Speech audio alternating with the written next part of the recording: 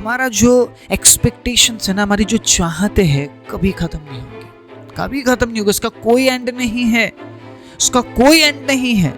हमें प्रभु में संतुष्ट होना सीखना पड़ेगा। जो हमारे पास है उसमें हमें संतुष्ट होना सीखना पड़ेगा, क्योंकि मसीह जीवन भरपूरी का जीवन है।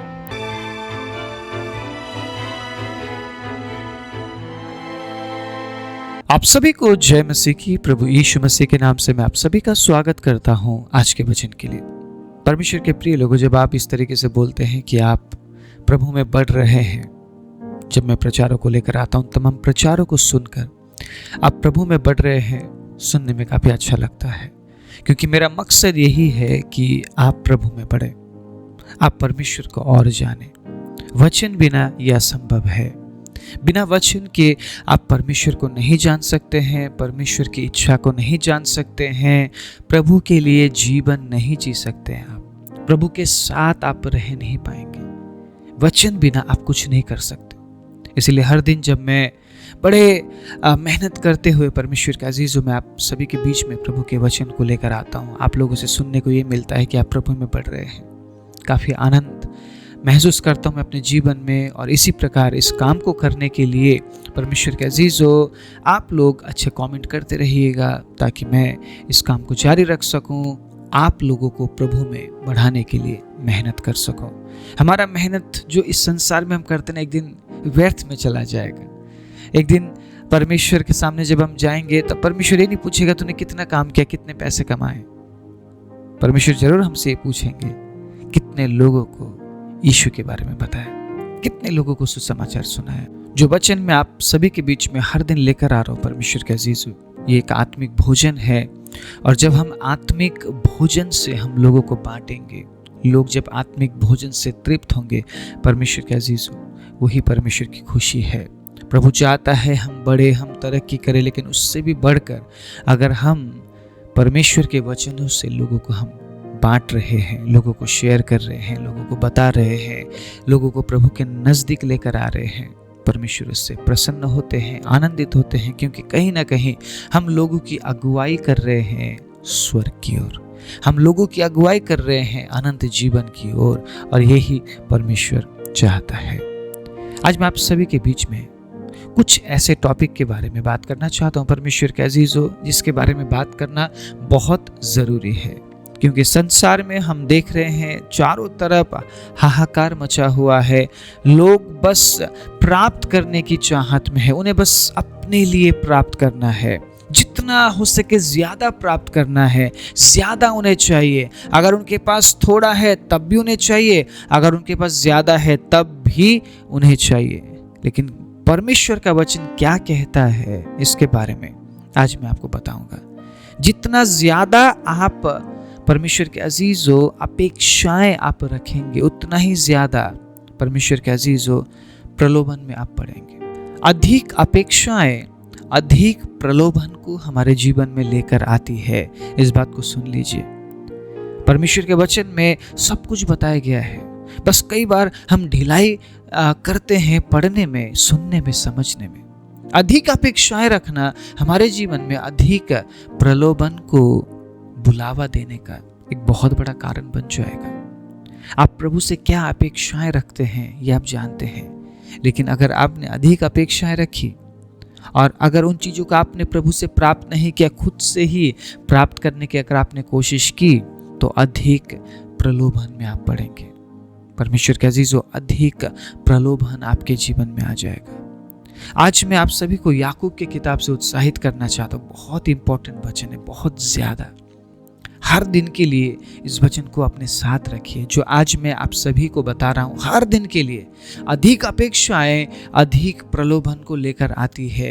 ये सभी के जीवन में लागू है। ऐसा नहीं है कि हम प्रभु पर विश्वास करते हैं तो हम कितना ही अपेक्षाएं हम करते रहें, कभी प्रलोभन में नहीं पड़ेंगे। नहीं, ये वचन विश्वासियों के लिए लिखा गया है। सुनिएगा परमेश्वर के अजीजों क्या लिखा है। याकूब 1 अध्याय उसके 14वीं आयत को मैं पढ़ना चाहूंगा। परंतु प्रत्येक व्यक्ति अपनी ही अभिलाषा से खींचकर और फंसकर परीक्षा में पड़ता है, फिर सुनिएगा क्या लिखा है 15वीं आयत में, फिर अभिलाषा गर्भवती होकर पाप को जनती है और पाप जब बढ़ जाता है तो मृत्यु को उत्पन्न करता है। 16वीं आयत में, हे मेरे प्रिय भाइयों धोखा ना खाओ। सुनिएगा 17वीं आयत में, क्योंकि हर एक अच्छा वरदान, हर एक उत्तम दान ऊपर ही से है और ज्योतियों के पिता की ओर से मिलता है, जिसमें ना तो कोई परिवर्तन हो सकता है और ना अदल बदल के कारण उस पर छाया पड़ती है। आमीन, प्रेज द लॉर्ड। इस वचन को पढ़ने के बाद हम क्या समझ पा रहे? अगर हम संतुष्ट नहीं हैं जो हमारे पास है, परमेश्वर के अजीजों, हम अपेक्षाएं करेंगे, हमारे जीवन में अपेक्षाएं बढ़ती जाएंगी, एक्सपेक्टेशंस बढ़ते जाएंगे और वो एक्सपेक्टेशंस प्रलोभन में, परमेश्वर के अजीजों, हमें डाल देती है। फिर हमारे जीवन में प्रलोभन की वजह से पाप उत्पन्न होता है। फिर वचन में यह भी लिखा है, उस परीक्षा, उस प्रलोभन में पड़कर हम गर्भवती हो जाते हैं और पाप को जन्म देते हैं और पाप मृत्यु को लेकर आती है। यीशु मसीह जीवन देने वाले परमेश्वर है, लेकिन पाप से मृत्यु है। सुनिएगा इस बात को। आप क्या अपेक्षाएं कर रहे हैं? आपके कामों से, प्रभु से, सेवकाई से क्या अपेक्षाएं आप कर रहे हैं? हमारा जो एक्सपेक्टेशंस है ना, हमारी जो चाहते हैं, कभी खत्म नहीं होंगी, कभी खत्म नहीं होगा। उसका कोई एंड नहीं है, उसका कोई एंड नहीं है। हमें प्रभु में संतुष्ट होना सीखना पड़ेगा। जो हमारे पास है उसमें हमें संतुष्ट होना सीखना पड़ेगा, क्योंकि मसीह जीवन भरपूरी का जीवन है। बोलिए, मसीह जीवन भरपूरी का जीवन है। अगर हम मसीह लोग प्रलोभन में, परीक्षाओं में पड़कर अगर हम पाप को जन्म दे रहे हैं, परमेश्वर के अजीजों, हमें मृत्यु से कौन बचाएगा? फिर उसी प्रलोभन, उसी परीक्षा से हमें बचाने के लिए प्रभु यीशु मसीह स्वर्ग से उतर आए और अपना खून यीशु ने हमारे लिए बहाया, अपना जान प्रभु यीशु ने हमारे लिए दिया, ताकि उस प्रलोभन, उस परीक्षा से हम बच सके। अगर आज भी प्रभु को जानने के बाद भी उन तमाम बातों में अगर हम पड़े रहे, हमें फिर कौन बचाएगा? दूसरा कोई बलिदान है क्या? दूसरा कोई बलिदान है? कोई आएगा आपके लिए बलिदान देने के लिए? नहीं, अब कोई भी नहीं है। अब कोई मसीहा नहीं आएगा, वो आ चुका और उसने बलिदान दे भी दिया। लेकिन क्या उस बलिदान में हम बने हुए हैं? उस प्रेम में हम बने हुए हैं? क्या हम उस उद्धार को परमेश्वर के अजीजों समझ पाए हैं? या आज भी हम परीक्षाओं में पढ़कर, प्रलोभन में पढ़कर पाप को उत्पन्न कर रहे हैं, पाप को जन्म दे रहे हैं? बहुत इंपॉर्टेंट है, बहुत इंपॉर्टेंट है। ये हर दिन आपको जरूरत पड़ने वाला है, ये वचन हर दिन आपको जरूरत पड़ने वाला है परमेश्वर के अजीजों। अगर इस वचन को आप अपने साथ लिए हुए चलते हैं, आप हर एक प्रलोभन, हर एक परीक्षाओं से आप बचेंगे। आप, क्योंकि आप ऐसी अपेक्षाएं करेंगे ही नहीं जो नहीं हो सकता, मतलब जो है नहीं, जो सही नहीं है।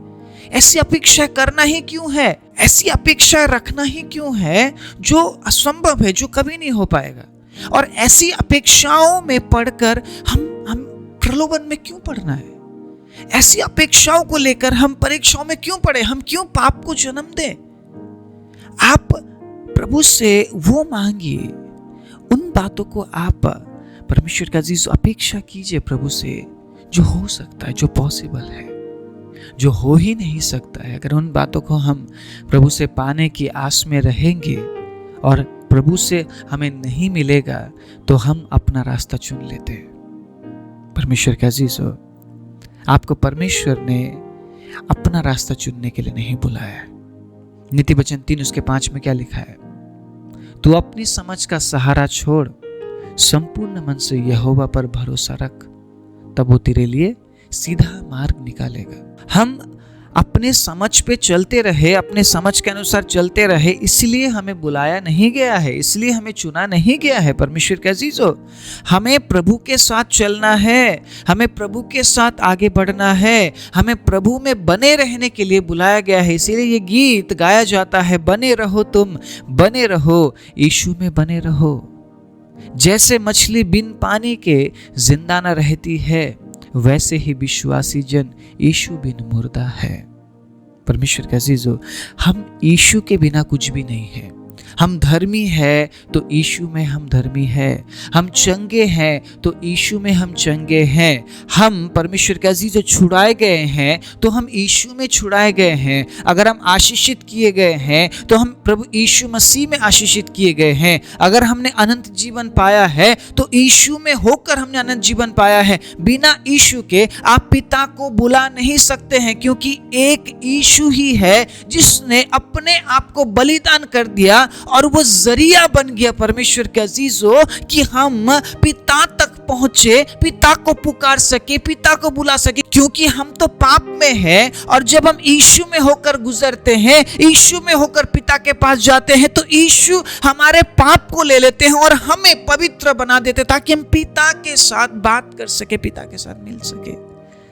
वो कैसा परमेश्वर है परमेश्वर के अजीजों।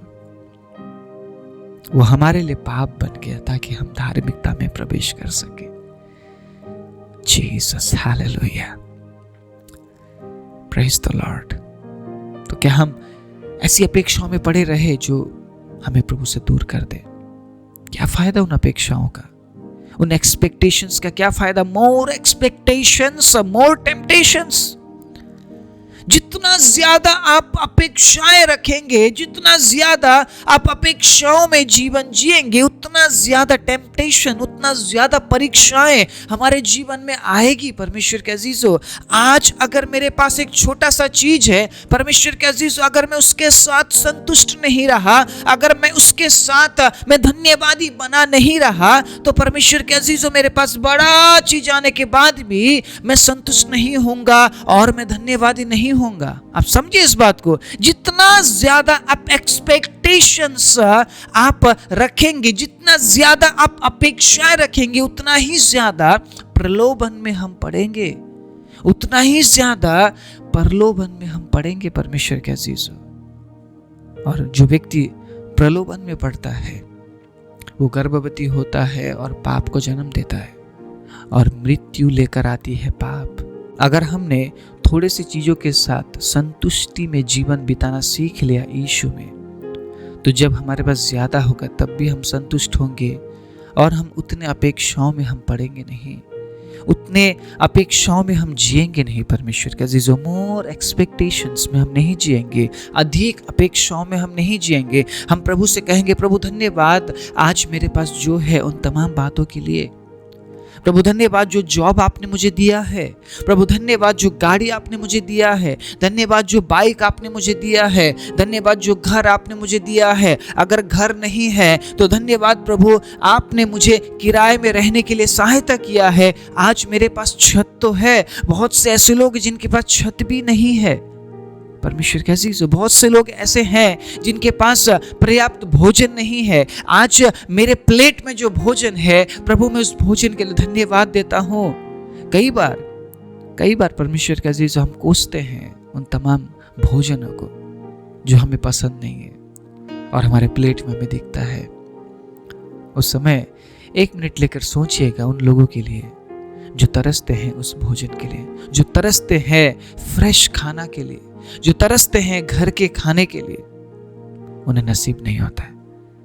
और हम मोर एक्सपेक्टेशंस, अधिक अपेक्षाएं रखते हैं। काश मेरे प्लेट में ये होता, काश मेरे थाली में ऐसा होता, काश मेरे घर में ये चीज होता, काश मेरे जेब में इतना पैसा होता, काश काश काश काश काश ऐसा होता, वैसा होता, ये होता। परमेश्वर के अजीजों, जितना ज्यादा एक्सपेक्टेशन में हम जिएंगे उतना ही ज्यादा टेम्पटेशंस में हम पड़ेंगे, उतना ही ज्यादा परीक्षाएं हमारे जीवन में आएंगी। इसलिए इस वचन से मैं आप सभी को उत्साहित करना चाहूँगा, हर दिन की शुरुआत जब आप करते हैं आपके जीवन में, अधिक अपेक्षाओं में आप मत बढ़िए। अधिक अपेक्षाएं, अधिक परीक्षा और प्रलोभन आपके जीवन में लेकर आती है। और परीक्षाएं और प्रलोभन हमेशा ऐसा नहीं होता कि आप पार कर लेंगे, आप पास हो जाएंगे। नहीं, बहुत से लोग गिरते हैं, बहुत से लोग गर्भवती होते हैं, पाप को जन्म देते हैं और मृत्यु में पड़ते हैं। वो परमेश्वर के अजीजों, इस बात को याद रखिए, हमें पाप से निकालने यीशु मसीह आया है। फिर से हम पाप में ना जाए, फिर से हम मृत्यु में ना जाए, क्योंकि वो हमें जीवन देना चाहता है। उसने हमें जीवन दिया है। अगर हर दिन उस जीवन को हम अपने जीवन में परमेश्वर के अजीजों महसूस कर रहे हैं, अगर हर दिन उस जीवन में हम बढ़ रहे हैं, तो हम अधिक अपेक्षाएं नहीं करेंगे, विशेष रूप से संसारिक अपेक्षाएं। आत्मिक अपेक्षाओं में आप आगे बढ़िए, प्रभु में बढ़ने के लिए आप और अपेक्षाएं आप कीजिए। लेकिन कई बार उसमें भी लोग परीक्षाओं में पढ़ते हैं, अधिक आत्मिक बन जाते हैं, वो सबसे ज्यादा खुद को आत्मिक समझने लगते हैं। मेरे प्रचार में अगर 10,000 10 लाख व्यूज आ गया तो मैं क्या सोचूंगा कि मैं सबसे अच्छा प्रचार करता हूं और कोई अच्छा प्रचार नहीं करता। मैं उससे भी अच्छा हूं, उससे भी अच्छा हूं, उससे भी अच्छा हूं, उससे भी अच्छा हूं, मैं सबसे अच्छा हूं, मैं सबसे बेहतर प्रचार करता हूं, मैं जो बोलता हूं वैसा कोई नहीं बोल सकता है। क्या ये सही है? क्या सही बोल रहा हूं मैं? क्या मैं सही सोच रहा हूं? बिल्कुल भी नहीं। यीशु मसीह ने कभी भी हमें ये नहीं सिखाया है, कभी नहीं सिखाया ऐसा। वचन में क्या लिखा है? अगर कोई तेरी प्रशंसा करे तो करे, तू आप अपनी प्रशंसा कभी मत करना। परमेश्वर किसी भी क्षेत्र में ढिलाई नहीं देना चाहते हो। इंसान के लिए ये बहुत बड़ा एक गिरने का अवसर है। परमेश्वर के अजीजों, परमेश्वर ये जानते हैं, किसी भी क्षेत्र में प्रभु ने ढिलाई दे दी, हम गिर जाएंगे, अनंत जीवन को खो देंगे। हम चुने हुए भरमाए जाएंगे बोला गया है। उन चुने हुओं में से हम सब आते हैं। आपको ऐसा लगता है प्रभु ने आपको चुना है? आप क्या बोलेंगे? आप यस, आपको प्रभु ने चुना है? आप मानते इस बात को?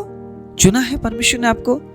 आप भी भरमाए जा सकते हैं। अधिक अपेक्षाएं रखना अच्छा नहीं, अधिक अपेक्षाएं करना अच्छा नहीं। प्रभु ने जो दिया है उसमें विश्वास योग्य बने रहना और उसको बढ़ाना बहुत जरूरी है। किसी को 5 दिया गया है, किसी को 2 दिया गया है, किसी को 1 दिया गया, लेकिन सभी की जिम्मेदारी क्या है? सभी की जिम्मेदारी में ये काम आता है कि उससे वो और अधिक बनाए। आमीन।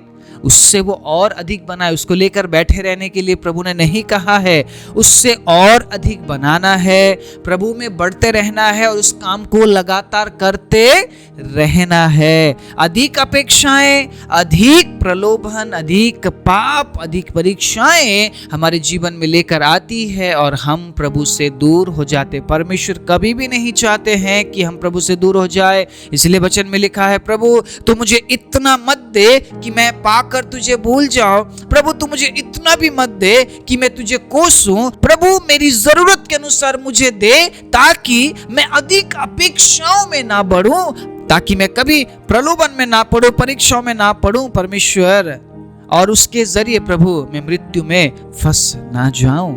आमीन।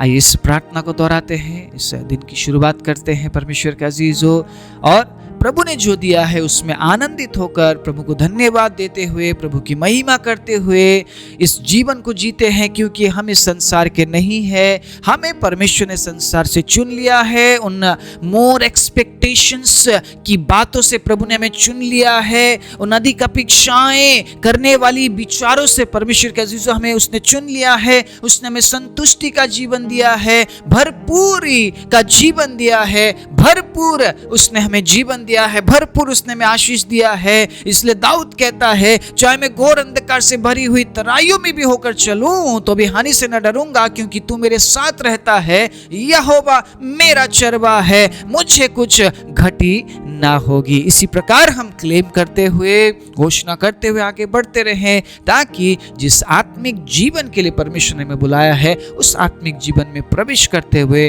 हजारों साल के लिए परमेश्वर का अजीज हम परमेश्वर की महिमा करते हुए आनंद के साथ जीवन बिता सके। आइए अपनी आंखों को बंद करें। राजाओं के राजा, प्रभुओं के प्रभु, सर्वशक्तिमान जीवित दयालु पवित्र परमेश्वर, हम धन्यवाद देते हैं प्रभु इस अद्भुत समय के लिए। विशेष रूप से प्रभु हम प्रार्थना करते हैं वचन सुनने वाले हर एक जन के लिए प्रभु, जिन्होंने आज के वचन को सुना और समझा है कि अधिक अपेक्षाएं, अधिक प्रलोभन को हमारे जीवन में लेकर आती है। इसलिए प्रभु, आपके समय का इंतजार करने के लिए जो आपने हमें दिया है उसमें संतुष्टि में जीवन बिताने के लिए, धन्यवादी बने रहने के लिए प्रभु आप हमारी सहायता कीजिए, ताकि प्रभु हम किसी भी प्रलोभन और किसी भी परीक्षा में ना पड़कर प्रभु आत्मिक जीवन में, आत्मिक बढ़ोतरी में प्रभु हम आगे बढ़ सके और अपने आप को और एक दूसरे को अनंत जीवन के लिए तैयार करते हुए यीशु मसीह आपके आने का इंतजार कर सके। सारी महिमा, आदर, इज्जत, जलाल, प्रशंसा आपको देते हुए आपके बच्चों के जीवन में प्रभु हर एक अच्छी बातों की मैं घोषणा करता हूँ। खुदाबंद प्रभु, मैं प्रार्थना करता हूँ आशीष के लिए, चंगाई के लिए, प्रभु छुटकारे के लिए, प्रभु बुद्धि के लिए, प्रभु ज्ञान के लिए, बढ़ोतरी के लिए, प्रभु आपकी सुरक्षा, आपकी उपस्थिति के लिए। सारी महिमा आदर आपको देते हुए यीशु के नाम से मांगते हैं, आमीन।